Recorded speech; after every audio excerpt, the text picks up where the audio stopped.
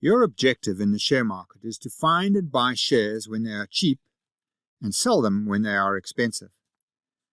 So let us consider a typical cycle of a share's price.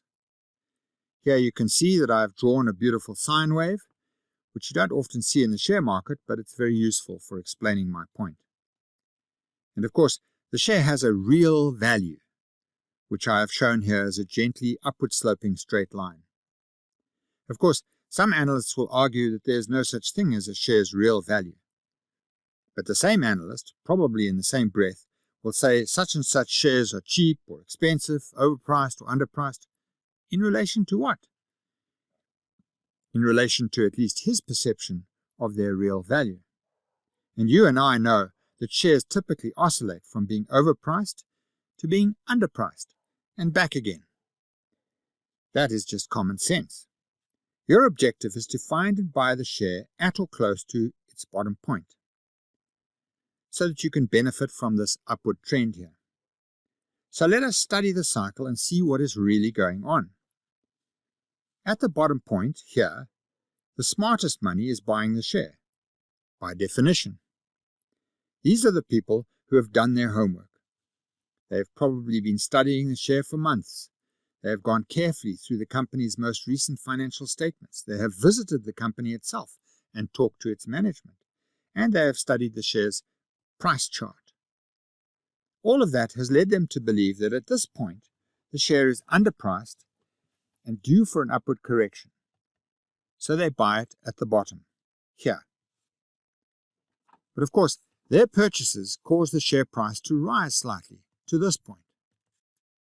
And here, there is another group of investors who buy in. And they are not quite as smart as the guys who bought in at the bottom. But they are still pretty smart. They also did their homework. The difference is that they needed this little move here to act as a confirmation of a new upward trend. So they bought the share here and pushed the share price up to there. At which point, there is another group who bought in, who are again not quite as smart as these guys. And so they pushed the share up to here. And so we go on up the cycle, with less and less smart investors coming in at each point. And then one day, we cross this magical barrier, and the share becomes overpriced. And that's the interesting thing about the share market. It keeps on going up, with less and less smart, or if you like, more and more stupid people buying in at each point. Finally, we arrive at the top of the cycle. And here we have Joe Citizen. Now, Joe Citizen is a music teacher. He knows nothing about the share market, and he has an appointment with his dentist, so he is stuck in the waiting room for half an hour. And on the table in front of him is a copy of the Business Day. And he picks it up and he starts reading. And on the front page there's a story about this company, complete with a graph. Of course, the graph only shows this part of the cycle. We are privileged, we can see in the future. And Joe Citizen is amazed. What a fantastic company. Amazing products, wonderful management, new products coming out. They're beating the competition to hell. They've covered forward on their foreign exchange. Joe Citizen doesn't quite understand what this means, but it sounds very good. And on top of all that, the share price has doubled in the last 6 months. I mean, that's the proof, isn't it? Everyone is buying the share. Joe Citizen becomes very excited. He quickly gets on the phone to his bank manager and arranges for an extension to his overdraft. The bank manager checks on his computer and sees that Joe Citizen owns a house, collateral, so he has no problem with this deal. Then he phones his stockbroker and buys a large parcel of the shares. The stockbroker also has no problem because, of course, he gets a percentage of the value of that transaction. And so Joe Citizen finds himself the proud owner of a large parcel of the share that he bought right at the top of the cycle. Joe Citizen tears out the article from the newspaper and rushes home. There he finds his wife, and he says to her, "Good news, we're going to be rich." And he shows her the article and he points out all the wonderful features of this share, including the fact that the share price has doubled over the last 6 months. But she's not too sure about what he has done. She is worried that he has spent a great deal of money, which they can't really afford, on something which she doesn't really understand. Anyway, after a time, Joe Citizen gives up trying to convince her, and he goes down to the pub. There he meets with all his mates, and he spends the whole evening telling them how he's going to be rich and what a wonderful investment the share is. Great management, new products coming out, beating the competition to hell, covered forward on their foreign exchange, and the share price is going up like a rocket. You should buy some too.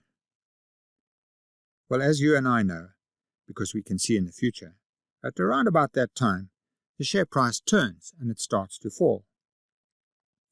And at first, Joe Citizen is blasé. It is clearly just a correction in the overall bull trend. You can see how he learns the language of the share market. But it doesn't get better. It gets worse. And it gets worse. Now his wife is hucking him about that money. She could have bought herself a new car with that money. And it gets worse. And it gets worse. Now the guys down at the pub are laughing at him. When he comes in, they open the newspaper and look at the price page and they ask him, "How much did you lose today?" And it gets worse, and it gets worse, and it gets worse. Until eventually Joe Citizen cannot stand it anymore. So he sells the shares, around about here.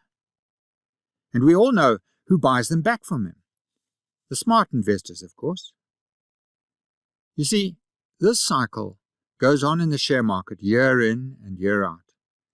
And it will continue to go on for so long as we have investors with different levels of knowledge and experience. But your objective is to find and buy the share at or close to this bottom point, so that you can benefit from the upward trend which is coming. And if you want to buy it here, you must find it over here on its downward trend. It's no good finding it here when it's starting to go up. You are too late.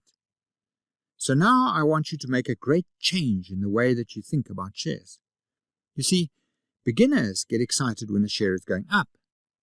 Professionals get excited when a share is going down. So from now on, I want you to change the way that you read the news. Look for the bad news. Coronavirus hammers the property sector. Get excited. Because that means that property shares have fallen heavily, and some of them will represent great bargains. As Warren Buffett has said, you must be greedy when others are fearful. And if you buy them down here, you will be doing a whole lot better than the person who bought them up here. And that is really all the share market is all about. It's about doing better than the guy sitting next to you.